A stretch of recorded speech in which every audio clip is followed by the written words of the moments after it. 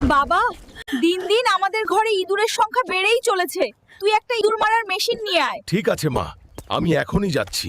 আমার মা এই ইঁদুরের কারণে আমার জন্য ভালোভাবে রান্না করতেও পারে না। আজকে এই ইঁদুরের 14 গোষ্ঠী এক করে সব চটাই করে ফেলবো।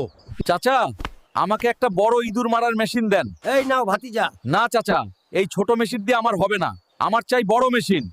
এই বাঘ, এই বাঘ, দাঁড়া বলছি। তুই আমাদের ঘরের ইঁদুর মারবি, না হলে আমি তোকে খেয়ে ফেলবো। মা, মা, তাড়াতাড়ি বের হয়ে আসো। দেখো, তোমার জন্য ইঁদুর মারার মেশিন নিয়ে এসেছি। এবার থেকে একটা ইঁদুরও তোমাকে বিরক্ত করবে না। বাবা,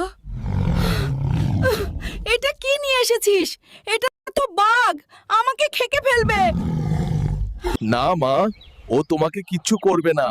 ও আমাদের ইঁদুর মারতে সাহায্য করবে, যাতে তুমি ভালোভাবে রান্না করতে পারো। আমি তোকে খুব ভালোবাসি বাবা, তুই মায়ের অনেক খেয়াল রাখিস।